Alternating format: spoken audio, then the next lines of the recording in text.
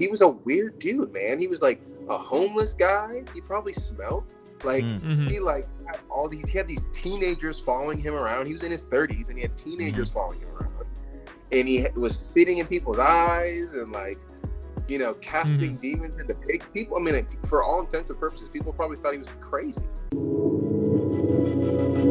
What's up, everybody? Welcome back to the Things You Don't Hear in Church podcast. My name is Ethan. My name is Derry, and guys, we exist everywhere on the internet. We have extra content pretty much everywhere. TikToks, Reels, Shorts, any kind of content you'd want, we pretty much have it. So go check us out on all those platforms. As we've been on there for a long time, you can find the backlog of all of our other content, as well as all of our podcasts, anywhere you listen to podcasts, or you can watch it on Spotify or YouTube. And with that, let's get into the show. Yeah, also quick shout out to Magic Mind for sponsoring this episode. Today we have a really great artist on as a guest. His name is Temitope. I'm pretty sure I said that right. He'll correct me in a couple seconds once I bring him on. He's a Christian musician who makes music that he enjoys, that he thinks is good for reaching out to the lost. He's a great heart for reaching out for people who the church doesn't really do a good job of caring for in the history and in the history of the American church, which is why we started this podcast. And he's, as of this recording, which is a couple weeks out from when you guys are listening to it, or a couple weeks back, he's released a new song called Wanted Man, so go check that out. And he's also got a podcast called The Lumpy Couch that we're excited to hear about as well. And so with that, we'll bring on Temitope. You said that he makes music that he likes, yes, as if like no one else likes it. He said, I make music, and before the show, he said, I make music I like. I know. Because why would he make music that he would be like, I'm not, it's like when we make episodes that we would want to listen to. Yeah, it's like, yeah, he makes music he likes. He likes it, you know. To be fair, I like it. I really liked Paradoxology. Yeah, me too. Really liked. I was listening to this. I was like, this is such a good take on the doxology. I like showed my wife immediately. I was like, listen to these lyrics. This is so good. That's awesome. Thank you. Also, Ethan, I think I called you Evan right before this, bro. I thought so too. I let it slide, and I was gonna see if you were gonna say it on the show. I was like, if he pronounces my name wrong, it's fine, because I wasn't even calling him by his actual name. I thought the TH was pronounced with the V. Wherever you are. That's awesome. Yeah. Wow. Is there anything we missed? Anything else you want to plug? A book you have coming out? New songs? Thank you for such a great introduction. And even as we start this, I just again want to affirm that this podcast is needed. There's so many people that just have questions about faith and God, and not many people like to get into the deep waters of it. Because to be honest, there's a lot of things we don't know. I mean, I feel like as I kind of got through my journey of deconstruction, reconstruction, which my dad and I were just talking about this recently, and I was like, he was like, mad dog in deconstruction. And I was like, you know what, Dad? Honestly, I think deconstruction is a essential piece of the sanctification process. Because the reality is we all, for whether we like to admit it or not, have built a God of our own comfort. And everybody does that, right? Is too beautifully complex to be monotonized, to be packaged in this cute little box that feels comfortable for us. And he is constantly deconstructing any false conception, right? You may have no other gods before me. So the 10 Commandments. He's deconstructing any idea or falsity that we have about him to reconstruct, right? That's what Jesus did. He's like, you can break down this temple, but I'm going to rebuild it. Anything God breaks down, he's going to rebuild. So he's deconstructing our false ideologies to rebuild the right way of looking at him and others. Yeah, and that reconstruction piece is so necessary, because we talked about that before when we covered deconstruction. As people deconstruct, but they forget the purpose of deconstruction is to rebuild something. You know, if you're renovating a house, you deconstruct what's there so you can put in a better, an updated, maybe a more efficient way of doing things. And so if you're going to deconstruct your faith, it's important that you also follow up with reconstruction. And what I love about the God we serve is that he's incredibly patient and kind and willing to work with us in our reconstruction to help shape us into people who look more like him as we kind of do that. And I didn't realize I was going through a deconstruction phase. And when I was in like my early 20s, I was like realizing like all I knew is like I thought like I'm gonna throw everything I know about God out the window for a second, and I'm just gonna see what I believe. Like no more of this like what I've been taught type thing. What does the Bible have to say about it? And I don't think I went so far as the question like does God exist, but I definitely was like I got to figure out what I believe the Bible says, not just what I've heard my whole life from people around me. You know what I mean? Mm-hmm. Yeah, I think it's important. I mean, goodness gracious. I mean, you got this is what things you don't hear in church podcast, right? So let's talk about white Jesus. You want? There we go. Talk about, who are you talking about? I call him Dale. I call him Dale. Dale. Wow. Yeah, dude. The brown hair, no offense, Derry. The brown hair, the blue eyes. I'm like the skin, like the perfect skin. He's holding sheep and children. I'm like, he looks kind of creepy. Like, that's not my guy. Yeah, we were Bible talking. Says he was ugly. He was an ugly dude. But I think that to be said, our picture in our minds of what we view Jesus as really does inform our theology. 100%. Really does. You know what I mean? And so if you got this Jesus in your mind that like looks and acts a certain type of way, like it's going to affect the way that you not only relate to God, but relate to people. Right? And so when I think about Jesus being like the way that the Bible describes him, I'm like, this isn't an indictment against anybody, but I'm like, he probably wouldn't have been a social media influencer. He probably wouldn't have been this like super good looking, super fit, whatever guy that everybody wanted to be like. I mean, he probably was, I mean, he was a weird dude, man. He was like a homeless guy. He probably smelled like he like he had these teenagers following him around. He was in his 30s and he had teenagers following him around, and he was spitting in people's eyes and like, you know, casting demons into pigs. People, I mean, for all intents and purposes, people probably thought he was crazy. Yeah. It's weird. And he wasn't clamoring for views either, right? Like everything he said was inflammatory all the time, and he'd retreat anytime there was a big crowd. He'd like, I'm going somewhere where it's hard to get to. So you guys like, I'm gonna know you want to be with me if you're gonna follow me here. Yeah, I love how Jesus's church growth strategy was he had thousands of people, and any preacher who has a church that has thousands of people would say, okay, let's keep this momentum going. Let's do multi-site. Let's do satellite churches. And Jesus sees thousands of people and says, if you want to follow me, you got to eat me. Yes. And they're like, what? And he's like, and drink my blood. They're like, what are you saying? He's like, eat me. And they're like, now we're going on a hike. We're like, I'm leaving. And he's like, that's fine. And then like 70 people are left. He's like, where are you guys going? And they're like, we don't know what you just said, but we know that you're God, so we're hanging out. Right? I know. I'm like, it's the best thing. I've actually been thinking about writing this song idea in my head. And if anybody puts it out now, I know they treat it, but I'm like, it's called Cannibal. And basically just about that. Yeah. Like where Jesus was like, hey man, you want to like keep hanging out with me? Like, I mean, he went from 1 million Instagram followers to like 20. Yeah. He canceled himself. Yeah. Swoop. Yeah. Oh yeah. He's just like, yeah, basically.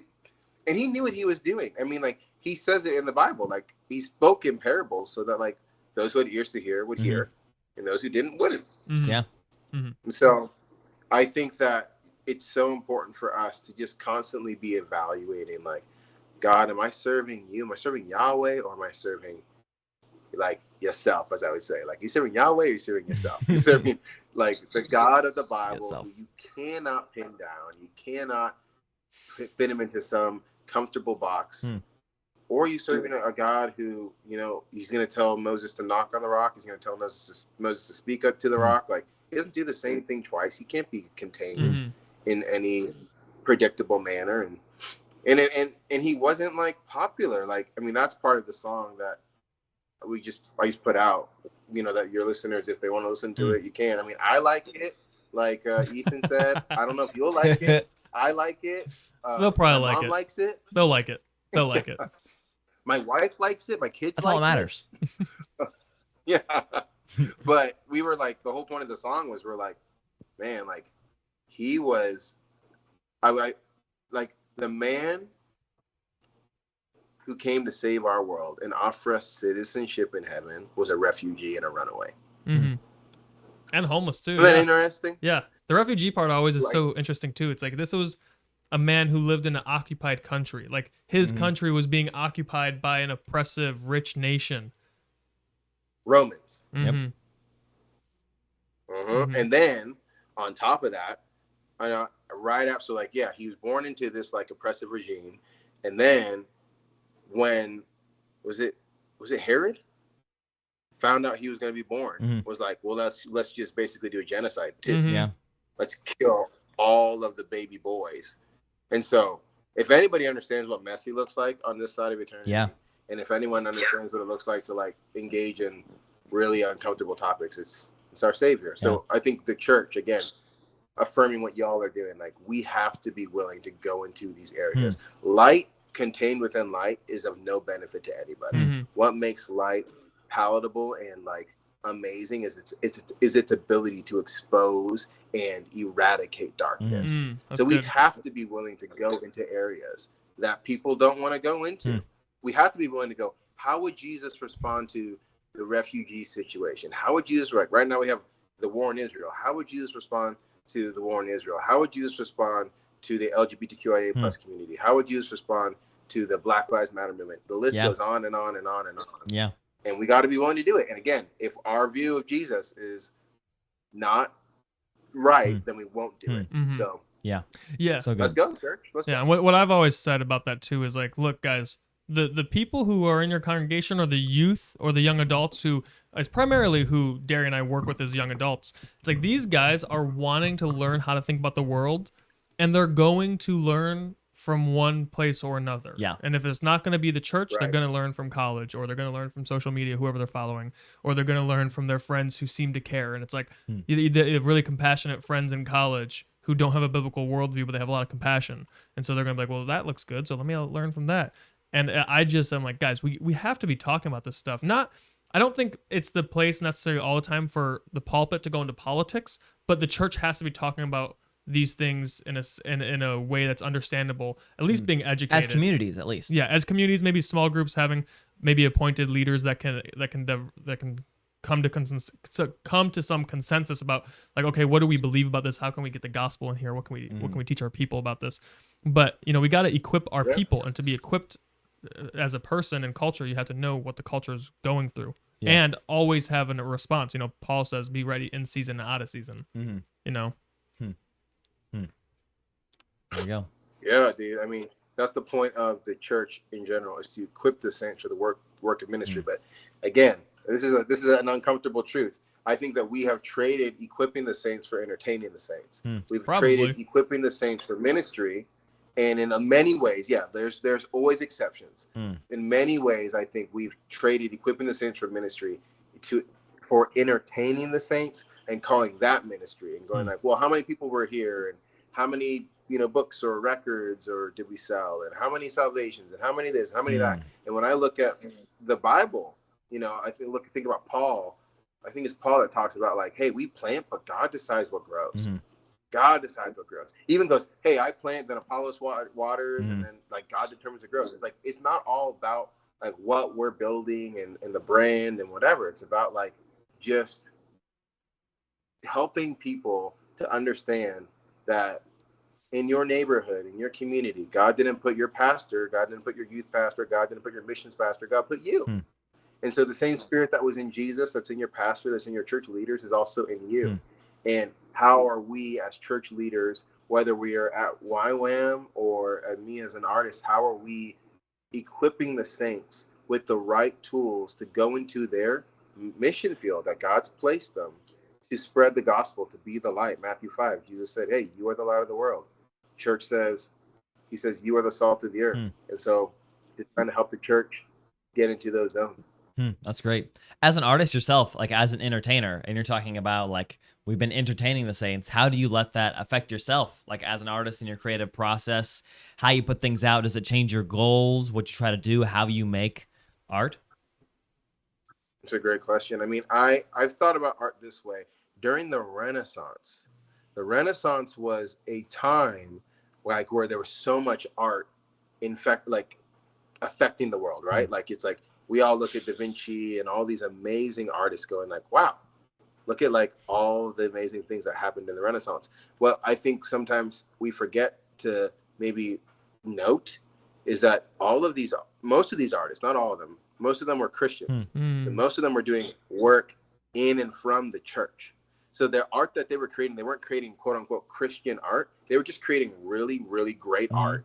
And when people were going like, oh my goodness, what is this? And how did you do this? Like, let me tell you what inspired this. Let me tell you about the God who gave me this gift. So just creating good art that people, whether they were in the church or outside of the church, could connect to, created gospel conversation, created opportunities. At least that's what I believe. Obviously, I wasn't there. I'm not that old. I got this beard, but I'm not that old. And so, sorry. Oh, good. I try as best as I can to just create good art, you know, and that's why like people ask me, what kind of music do you make? I'm just like I said to you guys earlier, I'm like, I make music that I like, and I talk about things that are important to me. And I try to make it to the best of my ability, like something that whether you're in or outside of the church, you can appreciate it and enjoy it. Not everyone's going to like it. I mean, not everybody, we were talking earlier, Derry, like we like metal music. Yeah. Not everybody likes metal. My wife doesn't like metal. Yeah. Like, you know, like not everybody likes metal, but like we can agree on like at least bands that we both are like, these bands are really good. So I'm trying to just create music that people who are interested in like the sound and the topics I talk about, whether they're in and outside of the church, they can vibe with it. However, I feel so strongly that the agent of change in the world is the church. And so I use a lot of church language in my music. And my goal has always been, and it's sometimes funny because I work with Capitol Records, my publishing's with them, and then I do like a piece of my artistry through one of their subsidiaries called Rethink, and they're on a great team. But I tell them, I'm like, I'm less concerned with who's running to listen to my music and more interested in who's running to get to know their neighbor. And so the way I see my music is a blackboard. So I kind of see myself more like a teacher than a musician. And I'm like, how can what I'm putting on my blackboard of music, how can that inspire change? How can that equip the church? And how can I do it in a way that is of high quality? So that I'm not entertaining them. At the end of the day, it's like, this is moving you towards something. When you listen to these songs, it's moving you towards something. That's great. I love that, because so many people will just make music just to be a bop, just to make a jam that everyone's going to listen to, but there's not a lot of substance to it. And that's one of the critiques about hip hop lately, is that younger artists don't have substance. They just want to make something that's like going to hit the charts, and they're going to make some money and they're going to leave. But the music that we all remember, that we all love, is the ones that have content to it, that makes you feel something deep and connects with who you are and pushes you to like Christ. You know, the paradoxology really, when I was listening to your song Paradoxology, it really got me thinking like all these paradoxical attributes that God has that like seem like they contradict each other. Like how is he almighty and all powerful and no one moves him, but he's also humble? And it's like, you know, it's like God's humble. That's like one of the things that I'm always like, God, how? It doesn't make me mad in like a serious sense, but I'm always like, God, you have no need to be humble. Like, no, everyone should be humble because you exist. We can't say anything. It's like when the people who are the best at something, like if you're playing basketball with LeBron and he's just like being super humble about it, you're like, dude, like, or I don't know, some people hate LeBron. I don't watch basketball. I'm not trying to catch any smoke, but you're not in the debate. I'm not into sports, so I just know what the culture tells me. But you know, it's like when the best of the best is around you, it's you kind of expect them to act like the best of the best, and God is the best of the best, and He's humble. And I'm like, wow, that's so good. You know, and maybe that means we got to rethink of what we think best means. But before we continue, I want to talk to the audience real quick and give a quick shout out to one of the sponsors of this episode, or our sponsor of the episode, Magic Mind. You guys don't know about this stuff, you got to check it out. Go to magicmind.com, check it out. They are a productivity, always have trouble with that word, drink with a bunch of natural plant-based ingredients that help you focus. They reached out to us and asked if we would like try their drink, and we did, and it was fantastic. It tastes really good. It was so good. Yeah. Like usually health drinks like are really gross. When you open it, you look at it, it's green, you're like, I know this is gonna taste good. The green, you're like this is dang it, this is gonna suck. My wife had bought got green things like a week before we got this, just at the store. She just grabbed them, and I tried them, and they were like, taste like grass. I was like, that's not. I don't know. So when I had this one, and I was like, it's green also. I'm not sure, dude. Delicious. I was so shocked, and really what's really cool about it is they have a bunch of cool plant-based things that, like I said earlier, that the I'm going to read off the ingredients list for you guys, because there's so many ingredients and they're so good for like helping you focus and feel relaxed, you know. And so here's a couple of the ingredients, right? They got matcha, really good, bacopa something, I don't know how to pronounce that. I tried practicing, couldn't figure it out, but that's good. It's a neuroptic that improves attention span and ability to process and learn new information. Ashwagandha helps calm you down. Rhodiola rosea, it's a herbal thing that's really good. Lion's mane mushroom, that's pretty popular, I think, in the supplement world, homeopathic, supplement so world. Ashwagandha, though. And cordyceps. Now, for all you Last of Us fans, don't worry about the cordyceps. This one is not going to turn you into a zombie. Hopefully. Hopefully, didn't do it to me. I drank it and it was delicious. And here's the thing, right? When you have too much coffee and you're 27 years old, you start getting this thing called anxiety for no reason because you have too much coffee. You're just like sitting there, nothing's happening, and you just feel panicky because you just have too much caffeine. Yeah. If you drink Magic Minds with your coffee, you don't get the anxiety. Yep. It was amazing. I was stoked. I was like, this is amazing. I'm so happy about this. Like, why would I not want to take this all the time? And this is what happened. I had it, and over the weekend, I was really thinking to myself, I was like, oh man, like I was feeling like tired. I was feeling drained, and I thought to myself, I need to go get some Magic Mind right now. And I wanted to get it, but I ran out, and I was like, dang it. I was like, I'm out, but I really want it. So guys, we want to let you know that you can go to this website here that I'm putting on the screen right now. I'm putting on the screen right now. There we go. www.magicmind.com/TYDHC. That's our acronym if you're new here, things we don't hear in church. So that's www.magicmind.com/TYDHC for up to 56% off. Not up to, 56% off. Basically free. Yeah. 56% off your subscription for the next 10 days. So 10 days starting now. Use our code, 56% off. You should do that because it's phenomenal. And our code is TYDHC20. 20. So TYDHC20. Things you don't hear in church acronym, 20. I don't know how many times a guy say that. After 10 days and the 56% thing ends, it turns into 20%. So still worth it. Definitely go check them out. And with that, let's get back to the show. So we were referencing deconstruction a little bit ago, and we'd love to hear some of your faith journey. It seems like there's been a lot that's kind of happened there. You could start from recent history or from when you were born, whatever you want. But we'd love to hear about your faith journey to like where you're at now. Yeah. I'll try to do my best to make it nice and concise.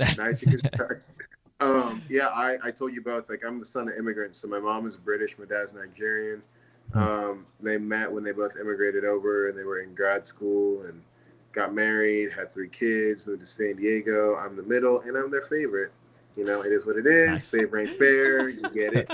You know, my siblings and I talk about it a lot. We're just like, they're like, you know, your mom and dad's favorite. And I was like, I do know. I'm very aware. I also make them mad the most, so it is what it is.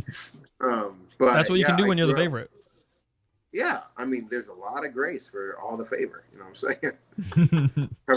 covers a multitude. But my parents are like spiritual pillars, and I don't mean that like, you know, I mean that in every sense of the word. Like, they are grounded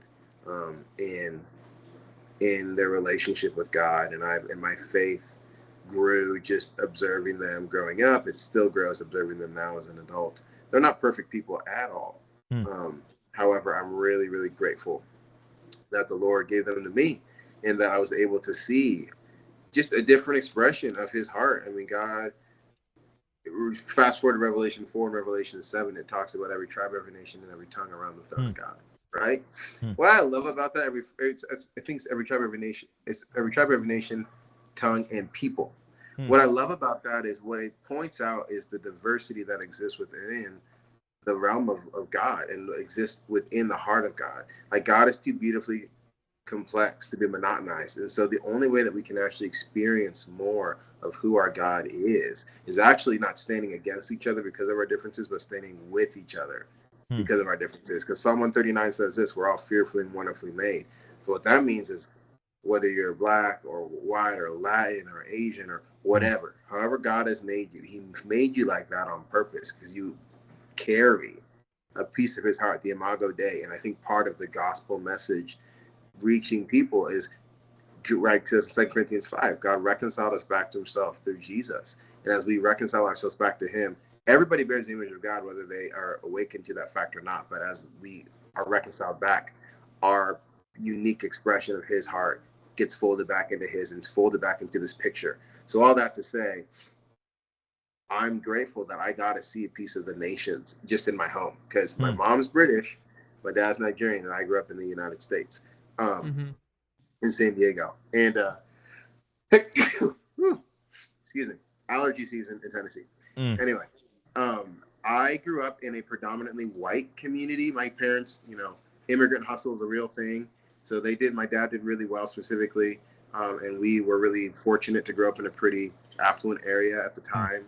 And most of the people that I was around for various reasons were white, and so I went to a predominantly white school until I was homeschooled, when I was in 4th grade. Then I went to an all-black school. But I all black because my family's black, but it's fine. Anyway, because you were homeschooled. That was homeschooled. I thought you went from homeschool back into the school system, and I was like, I was trying to think where would there be an all black school in San Diego? I was like, I don't think that exists. House, baby. Were you homeschooled from 4th grade on? Pardon? Were you homeschooled from 4th grade on through high school and everything? No. Okay, I was. My mom, and I quote, was like, I don't want them to be weird. Nice. So 4th to 8th grade for me. Shout out, I went Mom. to charter school, but it was great. I mean, honestly, yeah, it was. There was a lot of good, and there was a lot of not so good. And so, I grew up in I had no church leaders that looked like me. The only black leaders I ever saw is I had one coach for hockey. I played hockey, and I had a black coach in hockey for 3 seasons. But that was the only black coach. That was the only black leader I had.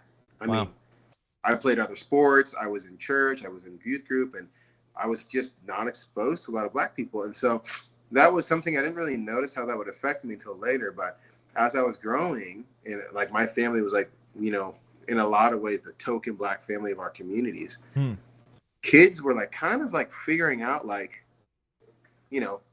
was up with my family, because we didn't fit what the media was portraying black families to be.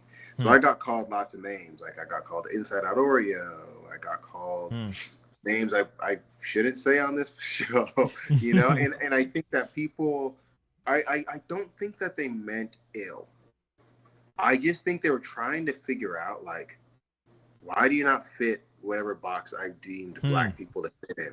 But what that did in me is it created a lot of insecurity, and I didn't really know who I was. I actually hated being black. I hated the fact that my parents were immigrant, because I wanted to be quote unquote normal, because normal to me was white, because that was most of my world. Anytime most of my interactions with people that look like me was on service trips with my white church to black communities. So it's a really weird kind of experience. And so I spent most of my life just honestly not really loving who God made me to be, and kind of rejecting it. And because of that, not knowing what God created me to do. Right. And so you fast forward to 2020, I had this really formative experience. I met my wife in high school. We got married after 6 years after we finished all of our schooling, started having kids. My wife is a white, 5'1" redhead, strawberry blonde. Wow. And so I remember talking with her before we started having kids and being like, hey, we got to figure out this whole color thing, because I feel like I'm not in a great space with it personally, and our kids are going to be mixed. So we got to figure out what we're going to say. Yeah. And we were kind of in the process of all that and figuring it out. And I was doing different jobs, and again, I didn't really know who I was. I was making music, but I didn't know what to say. I go to Atlanta, have the super formative experience where I'm on an all-black flight. All the flight attendants were black. I touched down in Atlanta. Either of you ever been to Atlanta before? Not yet. I've been there on a layover, I think. It's a minority majority. So the amount of color and diversity amongst people is insane. And so I was out there and I'm like, yo, like there's other black people that don't look what I thought black people would look like. And there's white people that look like I don't, and there's Latin people. It's just so diverse. And so I'm headed to this house. We're at a songwriting house, and people flew from all over the world to be a part of this songwriting camp. And before we start, some guy gets up and he goes, I want you all to look around the room. I want you to notice what the diversity in this room. He's like, heaven doesn't look like you or me. It looks like us. And for me, that was the moment when all the gears in my life, like that were spinning, like independently, came together and started creating traction.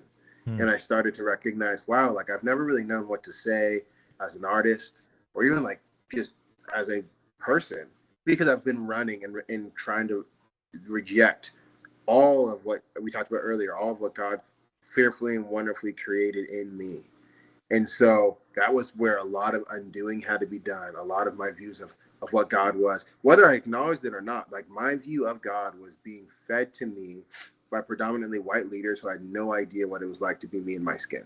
And so my view of God was just, it wasn't wrong. It was just their experience and their view. But my view had to be was a little different just because of who God's meant me to be. And so there was things I had to undo. I had to learn to accept who I was. I had to do some reconciliation with some of the black community, because I had in a lot of ways had a lot of prejudice built up in my heart against black people because of things I had experienced. And it was a long process, which basically, you fast forward now, here I am today. I got way more kids, and I am just so much more I guess secure in who God's created me to be, and not running from what he's created me to be. And because of that, I'm able to know what to say. And that's what I said earlier, that God's heart is multicultural. And when we stand together with our differences versus against each other because of them, we get to see it on display and bring heaven to earth. That's awesome. Wow. I wanted to go back to one point that you talked about at the beginning about unity and diversity. And we talked about that a lot on this show. In different aspects too, not necessarily like the race part of it. We've talked about unity and diversity of streams of Christianity and different in politics. Yeah, in politics and different like denominations and stuff like that, right? But we can come at it from this back aspect. I think it would be really interesting. When people have different like beliefs, like this is mostly what we've talked about. When we have different beliefs, like we have two different views on abortion, or we have two different views on like who's right in the Israel-Palestine thing, right? How do we have unity when we have such diversity of beliefs even? You know what I mean? Like, can there be unity found in the church in this way? Because I feel like that's not only like within race, like we struggle as a church in so many ways to be unified in our goal to reach all of the lost with the gospel of Christ, because we're bickering about so many like different problems, some of them that need to be talked about and some of them that don't need to be focused on as much necessarily. You know what I mean? Totally. You have anything to speak to that at all? Yeah, I've told people all the time, we can't preach unity to a world when we are disunified, right? Denominations to me, I get that they're helpful, but for me, like I used to say, denominations are demonic in the sense that like a divided house cannot stand. And I'm like, just because you experience God a different way doesn't mean like you have to all of a sudden like have your own room and shut the door and say, hey, this is what, like, if you want to be a part of this room, you got to adhere to these things. I'm like, if Jesus is the way, the truth, and the life, and the only way to salvation, if we can all agree on that tenet and we have different ways of how God speaks to us, like, great. I mean, because even people within the same denomination, they don't experience God the same way. So our denomination is demonic. Probably not. It's just fun to say, but it gets people's attention for sure. Yeah. Oh yeah. I mean, in this current cultural climate, that's the way to live your life. It's just clickbait. So I don't. That's a really good question. I don't know. I mean, take the Israel-Palestine debate. I think that's interesting because I think about Matthew 5, and in Matthew 5 he says this. Blessed are the peacemakers, for they are called the children of God. Well, the thing about being a peacemaker is you don't get to pick a side, right? You're on the side of peace. Well, that's interesting because I would think that there is a sense in which if there's a right and a wrong, if there's a wrong being done and injustice being done, a peacemaker would want to stop the wrong being done. You know, if someone's robbing someone, you know, a peacemaker might be like, hey, stop robbing him. Which is interesting. Sure. Interesting thing. Which I think you would Depends probably on the agree situation, right? What's that? Depends on the situation. Depends on the situation. Yeah. It depends on the how, right? Because it's like, Yeah. I think that's the biggest piece to me. It's the how. How are you stopping it? Like, how do you? demeaning? Yeah. How do you get know what I mean? peace? Right. Yeah. How are you achieving peace? And then so it says that, right? Matthew 5. Blessed are the peacemakers, for they are the children of God. But then later on, it ends about loving your enemies. So even to that point, Ethan, about like someone being wrong, it's like, okay, you gotta love them. I mean, he says it in there. He's like, if you love like people who basically love you, he's like, I mean, that's what everybody does. He's like, if you can love your enemy, that's saying something. So yeah, Derry, I don't really know. I mean, I feel like that's a process of that I'm like walking in myself, and that I like encourage people to like walk in. Like, I mean, you know, I call myself politically homeless because I don't think any party. First off, I don't adhere to the idea that there's only two parties. Yeah, I think that's silly. There's more than two. It's a good idea. But I don't think any one of them like perfectly exemplifies the kingdom values that I think need to be exemplified in our politics. Right. And so I don't want to tie myself to anybody just because they're a Republican or Democrat or a Green Party or whatever. And so I feel like with that kind of thing, I'm able to have. I have friends. I have friends who drive around at Trump rallies to this day. Like very close friends of mine. And then I have friends who like are very involved in BLM to this day. And I'm just able to just sit at a table with them. Yeah. And maintain communion. And I don't know if that perfectly answers your question, but that's good. I think about Jesus dying to his rights. You know what I mean? It talks about that in the Bible, how Jesus died to his rights. And I'm like, literally, like, he had a right to live, and he was, you know, in a very real way, he was right. He wasn't lying. He was the Son of God. And what he was doing was right. Yet he died. He died for the world. He let the world put him to death, even though it was wrong. The world was wrong. We were wrong. And so I feel like in order to keep relationship and to maintain a doorway for gospel conversation with anybody, whether Christian or not Christian, like, am I willing to die to being right? Like, just because I disagree with you doesn't mean I can't love you. Love and agreement are not like the same. Yeah, that's a really big point, that love and agreement are not the same, because to the whole thing about the robbing situation earlier, it's like, look, the person A is robbing person B. We got to say, hey, person A, stop robbing them. Person B, love them, forgive them, maybe even ask them what they need. Why are they robbing you? Are they robbing you because they're genuinely lacking something? And if person B is a Christian, person B, maybe you should extend an olive branch of love and say, hey, man, you don't got to rob me. What do you need? Like, I'll go to the store and buy it for you right now. Right. Like, how crazy would that be? And then you're like at the store with them. You're like, hey, dude, you want to come over for dinner? Like, let's have a meal. And then you start inviting them to Bible study. And then maybe they become a leader in the church. And all of it is because it's like, oh, how'd you guys meet? Oh, he robbed me once. And then I bought him food. And then we discipled him, became a Christian. How do you know Pastor Joe? Oh, he robbed me.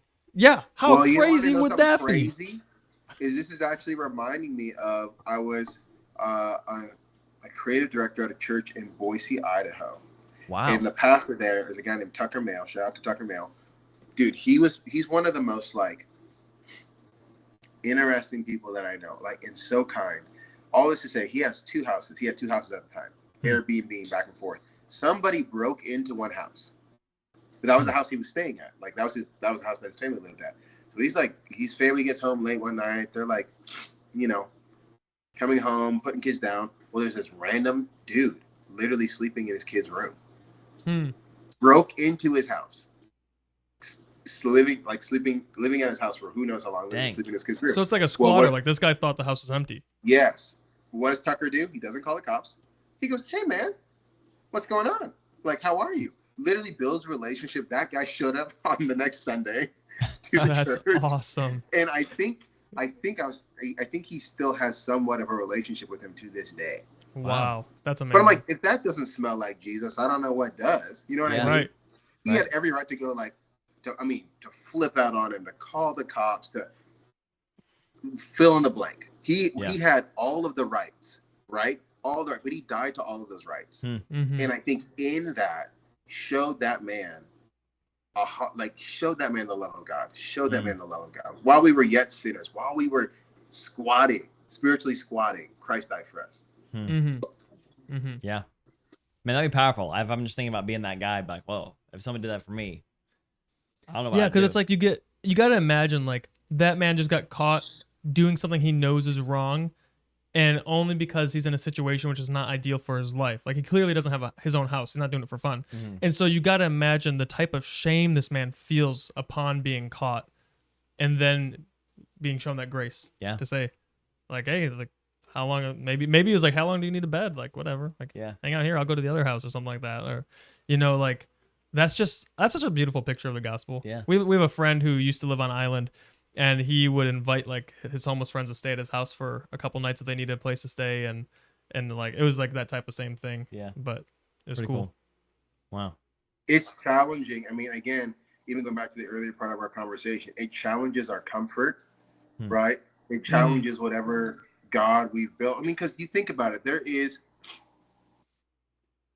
understandable, justifiable reasons to go like, well, God wouldn't want my kids to sleep on the ground. Well, God wouldn't want someone to take advantage of my home, right? Like we can build that. But then it's like you read the Bible and it's just like Jesus is like, everything you have I gave to you.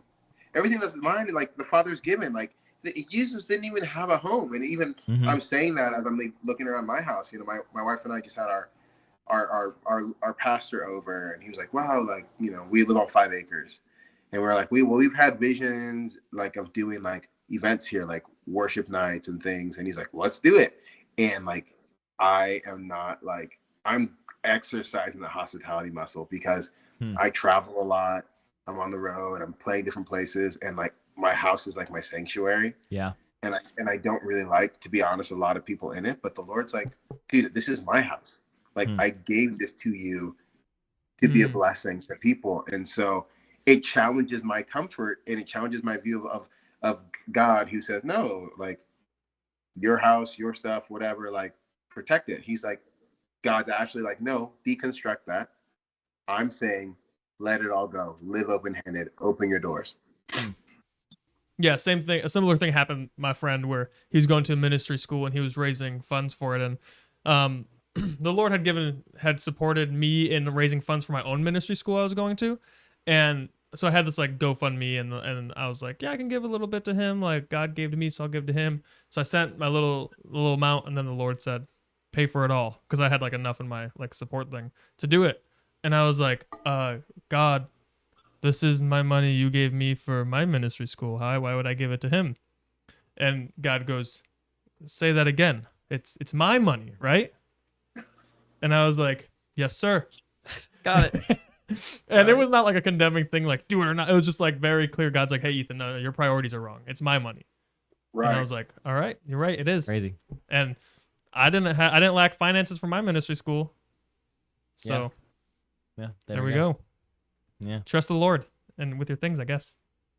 Yeah. I mean, it's almost like the Bible's right. I mean, it's his loving kindness, right? He's like, I'm a dad. We have an army of toddlers in our house. We got 4 kids under 5. Like the oldest is 5, so 5, 4, 2 months or 4 months, and it's just a lot. And as I'm parenting, my default response is like, honestly, it's just like it's like anger, it's frustration, it's again, understandable emotions when you're telling them for the 8th time, don't sit on the baby's face, in like an hour, just stuff like that. And the Lord, I always feel like when I act in my humanity, I always hear the Lord, and he never yells, it's always a whisper, but he goes, do I deal with you like this? Wow. When I'm dealing with that same sin over and over and over again, do I just do I respond in a way that is aggressive or am I kind? Am I gentle? And my wife, like we were talking about recently, like she is that. Like the way that she responds to our kids is very inspiring to me, um, because she has much more of that grace and patience, as I figure myself out. But yeah, like God with you, Ethan, He's like, I'm not going to yell at you. I'm just going to tell you, like, I gave you enough for you and enough for your buddy. Yeah, God's like, hey, it's mine. That's the thing, right? He can, if he gave it, he can be like, hey, go send it here. I read this really good book about that same topic called The Treasure Principle, and it sounds very prosperity gospel-y, but it sounds like you read it. He read it? I know of it. Okay, yeah. It's all about, like, it's not prosperity, because when I tell people that, they're like, treasure and Christianity sounds weird. I'm like, yeah, I know. But it's all about how we are God's money managers. And so, like, God owns all the money. He gives us a portion. We manage it. If we manage it well, He might entrust us for more, you know, like the whole parable of the talents. But all of it's like, look, everything you own, like you're saying, is God's. And so if He wants you to part with something, it's because it's His and He has the right to do that. And you have to trust His character that He's good enough to bring something else that will be just as good, if not better, for you in that season. Yeah, I love that. And I mean, prosperity gospel is funny. I tell people that I believe in the prosperity gospel all the time, because Jesus came that we might have life and life abundant. So He does want us to prosper. It just might not mean monetary means. Of course. But it is prosperity. It is prosperity. Yeah. The devil always takes the good and twist it. Yeah. You know? Yeah. So I like to reclaim words. I'm like, dude, we all believe in the prosperity gospel. We all believe in life abundant and life to the fullest. Prosperity. Yeah, define it. Yeah. Well, that's good. That's really good. As we're about to hit an hour, we'd love to go into more of like the music side of things and like ask, like, how did you get into the industry? What was that like growing up? Did you always know you wanted to make music? Did you always make music? How did that evolve? We'd love to talk about that. Yeah. I've been playing piano. My mom put my siblings and I in piano when we all were very young. She was just like, it's good for you. It's good for your brain. So we all did piano. And when I hit junior high, I wanted to get girls. So I picked up the saxophone because I watched this, like, dude, it was like, again, I grew up in a very sheltered home. So they would have these like Christian, like movies, like NIV Kids Club, Pure flicks, and like McGee and Me, you know, Salty, like all this kind of stuff. But there was a show I watched, a Christian show I watched, where the cool kid plays saxophone. And so I was like, well, obviously, like that must get the girls, until I learned like that's just in Christian movies. Obviously. And in real life, it's guitar players. So like I'm picking out a fedora now too. I know, seriously. I was walking around like in a full suit, so I was like, that's what he did. Like it was like that's so funny. If he did it in the movie, it must work in real life. That's awesome. So, did it work guitar. Though? Yeah, it was quite the time. I mean, dude, goodness. I'm glad my wife didn't know me in high school, because I was, or in junior high. We met in high school. But dude, I know she loves me because she loved me through some weird fashion choices, like the Hot Topic, like maroon pants. Yeah. Monkeys ate my homework shirt. Like, God bless her. Nice. Like, rough time. So anyway. Do you still play sax? Because I feel like that'd be super cool in music. So whenever I hear horns in music, I'm like, wow, that's awesome. Yeah, I never learned it. I never did. Oh, okay. Oh, wow. Okay. So I got one, and I also got a flute, which obviously also another really sexy instrument for the females, a flute player. So I never learned them. I got a guitar. I learned guitar in junior high. Started writing songs, and honestly been writing songs ever since. Played in a metal band for 6 years. Played in an alt rock band. Did an acoustic thing. A cool part of my story is when we were, I was always kind of like the backup singer, and two things that happened to me. One, my buddy, who I will like to this day, my buddy Ryan Schuler, was the one that really taught me a lot of guitar and taught me how to sing and play at the same time. And he was leading for our youth group, and when he was a grade older than me, so when he graduated, he'd had me like sing and play with him, like backup. But when he graduated, my youth leader was just like, well, I guess it's you now. So that was like the first kind of time I was in front. And then in the metal band, I was the clean. So Derry, you know, like in some of those screamo, it's like the screamer and the cleans. Yeah. But the cleans, you're not singing a ton. You're just singing like choruses. Right. But one day, a Sony rep was driving by, our youth group, because this was the time when we were practicing youth group. Like shows were at youth group, we practicing youth group. He drove by, he heard me singing over the heavy music because our screamer was in the bathroom, and he endorsed the band, thinking we were like this like hard rock band. Whoa! So he went to our show, and he was like, "Oh, I didn't realize you were a screamo band." He's like, "Okay." He's like, "Still happy to support you guys," but he pulled me aside and said, "Hey, you should do something." And so for me, that kind of started the journey of different genres of fronting different bands, and then I was a worship pastor for 6 years, and then yeah, I've just been writing and doing stuff, and God slowly but surely moved me from pastoring to artistry. And yeah, I moved out to Nashville 2021 and signed with Capitol end of 2022, and just been at it. Wow, that's awesome. Yeah, when we got the email from your manager, I was looking up in Capitol because I've heard them a lot in different ways, and I was so surprised to see like all these like amazing artists that were signed there. I was like, holy cow! I was like, this is awesome! Like, congratulations, man. That's awesome. Yeah. Thanks. Gable's on it. Our friend Gable. Okay, I didn't know that. That's awesome too. Yeah. That's awesome. Gable's on like the CMG. So Capitol has all these subsidiaries. So I'm signed to publishing, and then the subsidiary is called Rethink. Okay. But Gable's like where like Tomlin, Hillsong, Hastings, he's like that, like the main one, if you will. Okay. Interesting. Cool. Good. Do you have? Yeah. Do you have a favorite song that you ever made, and why? Oh yeah, dude, my most recent song, One in Man, favorite. Really? There you go. That's my most favorite song that I've released. So we got some goodies coming coming up. Back. Oh yeah, I mean we got a whole stack of songs that I'm. Do you have a plan for an album coming out? Pardon? Can't say. It's a weird time. It's a weird time to release music. I mean, I think the stats are, dude. I mean, I think it's something like, I want to say like 700,000 songs a week on Spotify alone, something like that. Are released? Like crazy. Holy cow! Shoots. Yeah. And definitely, you guys fact check me, listeners fact check me. I know it's a lot of songs that are being released, so it's kind of hard to figure out. Like when you're a newer artist like myself, like what's the strategy? Like last year, I released a song a month, like Paradoxology and all the songs, one a month. This year, I released 2 songs. Next year, I don't really know. So I like my newer stuff though, like One in Man and on, because like I was saying, in part of my journey, I was trying to figure out who I was. So I didn't know what I was supposed to say or how I was supposed to sound. And so you hear that in my discography. If you go back to like 2017 releases, you can hear like I'm trying to figure out like what I'm supposed to do. There were some good songs, but I didn't really know what I was supposed to do. And then I started to slowly with that stuff last year, Paradoxology and Anywhere Everywhere, kind of go like, okay, I want to do what I like. But One in Man to me is like, this is a conglomeration of all the musical influences and the things that I like and a sound that I like with lyrics I like. Cool. Cool. That's awesome. There we go. Yeah, it's so cool. I love when I can do that with artists where if I discover them relatively new, like I don't know if you know Social Club Misfits. I listen to them. Social Club Misfits? Yeah, you know them? I listened to them way back in like 2012. Like when I came back to being a Christian, my friend was like, hey, listen to these guys. I think you'd like them.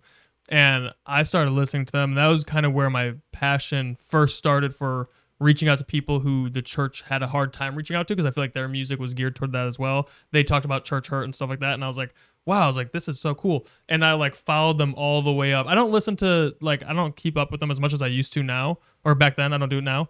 But like seeing their whole evolution of their music over years has been like super cool. So I love that like, it's super cool that you are like, yeah, like I'm in the middle of this journey. You can tell in my music that like I'm going through my journey, because that gives your fans even something to walk through with you and feel like connected to you, where they're like, in 10 years, who knows, man? And they'll be like, wow, like remember like 2017, all this stuff, and now like look how far you've come, and as you refine your theology and you're a father now, so what it looks like to like how that affects everything. Like we know Corey Asbury just released an album, and that's like not a worshipy album as he usually does, and so we're on that journey with him. I think it's super fun to be on journeys with artists like yourself and those guys as well.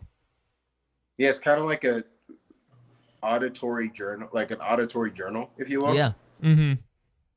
Like that's kind of how I feel, and I don't want to delete any of it because whatever God was doing in my life back then might be helpful for somebody now. So Yeah. I just Yeah, and it's special. Yeah. I keep it all there. Yeah. I think people used to be mad about that. Like, this is not the kind of music this person used to make. Like, they sold out or something. But I think people really rock with people's journeys now.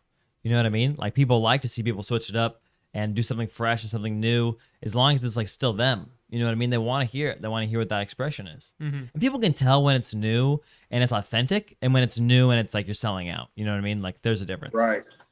Yeah, like Corey stuff. I mean, you mentioned Corey. Corey's latest record is so good. Yeah, it's so good. So good. And it's just like, yeah, we've been on the arc. Like, we've been on like from Reckless. I mean, even before Reckless Love, he was doing other stuff. But like, you know, from Reckless Love to that Dear God record, I forget what it was called, and then this most recent one, Pioneer. It's just like, cool. We've been on a journey with you, man. And he doesn't have to like. I mean, look at Taylor Swift. She reinvents herself every album. Yeah, right. Is it because they got a new boyfriend? Travis Kelce. Hope it works out. Hope it works out. When she needs inspiration, she just dates another guy. It's so sad. I want her to find happiness and wholeness, and hopefully she has. Yeah, I want her to find Jesus. Yeah, that too. Yeah. So, who do you listen to? Like, who are you inspired by right now musically? Ooh, that's a good question. Who's the top 5? If you ever want to see your Spotify Wrapped right now, who you're listening to most of the time? Ooh. Wow. Oh goodness. There's this metal band from Orange County called Dayseeker. Oh, dude, Dayseeker's great. Yeah. I've been listening through like some of their stuff. Like most recently, a lot of Dayseeker. Wow. I love Dayseeker. Interesting. I also really like Thrice. Thrice. I like this. Yeah, I like this guy named. Oh goodness, The Mockingbird and the Crow is the record. Hardy. He's like really heavy country, dude. It's awesome. Interesting. Oh yeah. No, I love him. He's great. Yeah, I like Hardy. I like KB. Yeah. KB throws down. Solid. Do you listen to his podcast too? Yeah. You talking about Southside Rabbi? Yeah. That's a good one. I like that. I like Lizzie McAlpine. I like. Yeah, I'm trying to think of. There was a worship record recently that I really liked. The Jesus Culture one recently is really good. But to be honest, I don't listen to that much like congregational church music that much. I don't. Yeah. I listen to more like dude. Yeah, have y'all heard Leland's record, City of God? I know Leland, but I haven't heard the record. Their newest one? Oh, please listen to it. Their newest album, Leland? It's called The City of God. No, I haven't heard it. The only Leland album I know is the one from back in the day with like Sound of Melodies. The Sound of Melodies. Like, that's the one? It's a great record. That's a great record. Yeah. But dude, the City of God, when you talk about just like creating good art, dude, that record, ooh, it's so good. All right, I'll check it out. There you go. There you go. Yeah. But there you go. All of the Tower of Babel on there? Variety of stuff. I think they got the Tower of Babel as their album art. City of God. That's crazy. Interesting. Dude, I don't know anything about them. He talks about like on the Instagram, like why that painting. I think that painting is from the Renaissance. Like it's super crazy. It's a great record. Cool. Dayseeker is touring with my favorite band right now, Silent Planet. I think that's who they're touring with, at least. Oh, I love Silent Planet, bro. Yeah, I have a big Silent Planet tattoo on the back of my leg. But they're touring, and I'm not in LA. I'm gonna be in LA teaching, like a day before they play, and I'm leaving the day before. I can't go see them, and I haven't seen them in like 6 years. Dude, expand your trip. No, just change your flight. Who cares? Can't. Why not? Too expensive. I'm not gonna spend like $400 to see. I thought they were your favorite. That's all I'm saying. I just thought they were your favorite. Yeah, exactly. I just thought they were your favorite. Sorry. I've already seen them like 5 or 6 times. So the thing about metal is it never gets smaller or bigger. So it's like affordable, kind of like always. But like, it's like the only affordable shows. Like, Do you know the band Spirit Breaker?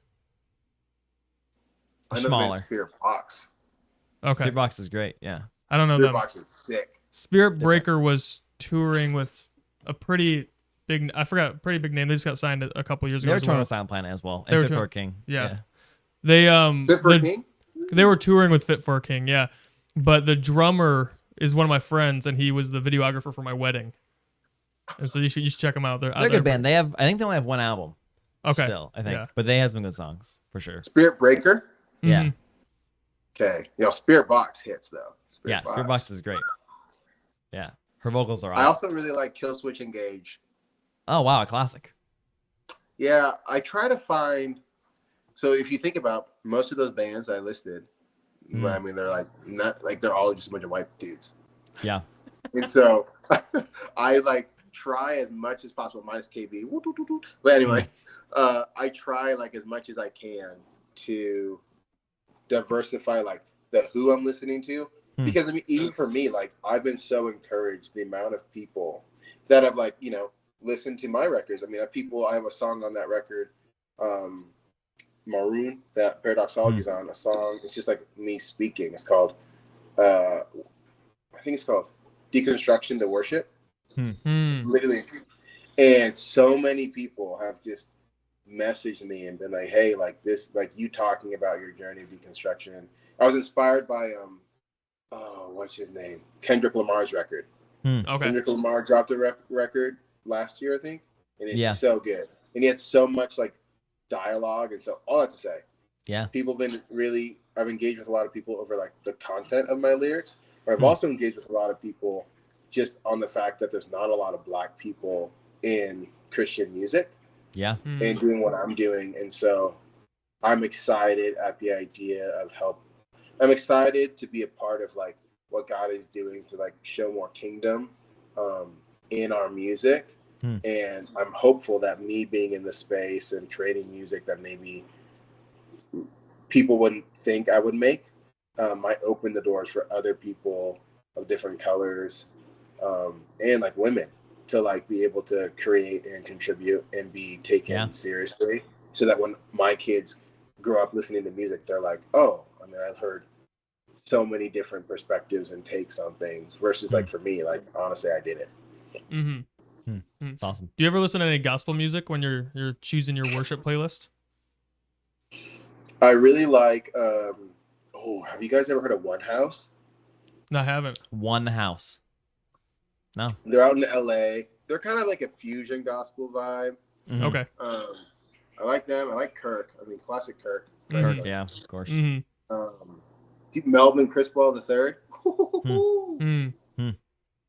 There's this girl that I just heard of recently. I just did an event with her. Her name is, I don't even want to say her name, but it's spelled HLE. Okay. She's super dope. And then Anna Golden. You ever heard of Anna Golden? Yeah. No. Anna Golden. I'm just realizing how many gospel artists I don't know. Dude, I thought I knew gospel artists, and now I'm like, wow, I just seem like I'm missing out. Dude, there's a lot. I mean, and Anna Golden's cool because she's a white female doing gospel music. Whoa. Wow. So again, it's just like, just because you're white doesn't mean you can't, like, there's no such thing as like genre by color. I mean, the industry's done that, but we can change that. So I love what Anna Golden's doing and what she's representing and bringing to gospel music too. It's awesome. Yeah. There you go. I love gospel music so much. I think that like, because I have for most of my teenage into adult life have been around like white Christianity, you could say, where it's like I think maybe you also call it like congregational worship, where it's like very like, I don't know, it's just the normal worship you hear at almost every church on a Sunday, you know? And I think that it's really good. I love a lot of it. A lot of it sings of the holiness of God. It's great. But I love when I listen to gospel music when I'm running sometimes, the few times I run in my life.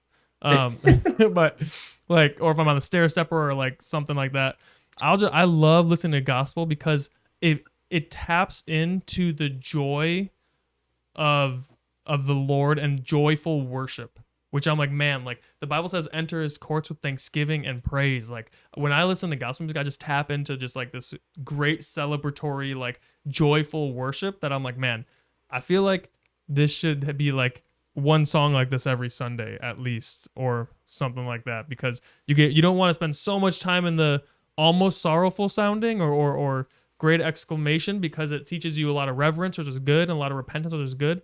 But also the Bible says that in his presence is joy and pleasures forevermore.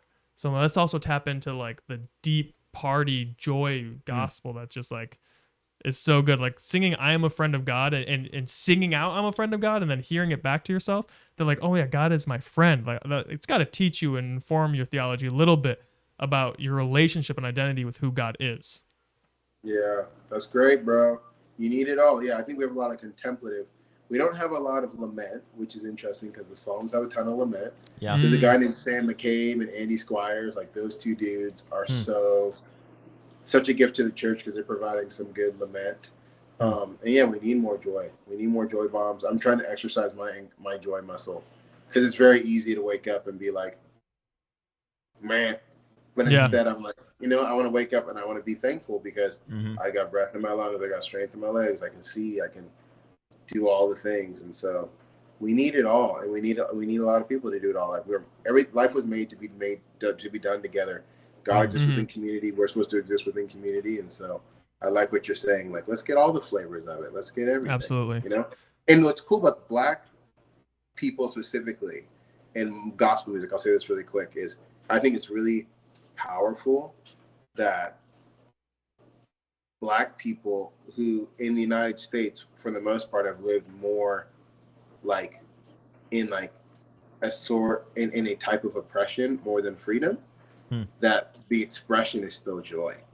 You think about some of these Black spirituals that like were sung during slave times, they're so filled with joy, and it's amazing. So there's a lot, again, things that the church doesn't talk about. I'm like, there's a lot we can learn. I'm not just saying that because I'm a Black person. I'm just like, I mean, even for me, like, ooh, I'm still there. Good. Yeah. Good. My heritage, my ties are back to Nigeria and England. But I've learned so much as I've appreciated the Black American journey in this country. How people have paved the way for me, the Lovings, who were the first interracial couple, not the first, but the interracial couple that kind of changed things because miscegenation was a real thing. Black and white people weren't allowed to get married in this country for a long time. And so me and my wife, our marriage is a celebration of what like so many Black and white couples have done before us, and then the Lovings helping to governmentally overturn things. But that's from me looking and celebrating what was done in the Black community, and there's things that we can learn as a church from the Black church and the Latin church and the Asian church and etc. Yeah, I'm interested in your thoughts on this. We have a friend on island, and I'm only saying this to preface what he's saying because he says it with his experiential authority. It's a Black man saying this because that matters for what it's about to say. But he believes that God has gifted different people groups and maybe even different races with certain giftings. And he said that God gifted Africa with celebration. And that might be why you see a lot of like the gospel being incredibly joyful, or like, you're talking about through slavery, their worship being incredibly joyful, is maybe the continent of Africa was gifted with celebration as like something that runs through them. Interesting. That would be such an interesting like study. Yeah. Of like what has God given each people group. I mean, it wouldn't necessarily surprise me because again, I think it speaks to the togetherness that like we're called to, where when we come together, we can get more of the emotive expressions, So I don't know. I've never heard that, but I'd be super interested to go, okay, then what are the other expressions? There we go. Yeah. It'd be really interesting to look at that. Yeah, like what about Asia, or what about Australia or South America or Europe and Native Americans and all that stuff. Yeah. Yeah. But yeah, man, thanks for coming on the show. This has been a phenomenal conversation. Guys, go check out all his music. It's great. It's uplifting. It's theological. Temitope. Yeah. Why don't you plug all your sources where people can find you, your links, and we'll have them in the bio as well. But just so people listening can check you out right now. Yeah, I mean, everything is at I am Temitope, so IAMTEMITOPE. IamTemitope.com, Instagram at I am Temitope, Threads, not on Twitter. I'm barely on TikTok. It's like I'm Temitope _ and then YouTube. So that's where all of the things are. Cool. Right on. Well, thanks so much for coming on, bro. It's been a great time. Thanks for having me. Yeah. Yes, sir. Shoots. All right. Shoots. See you guys next week.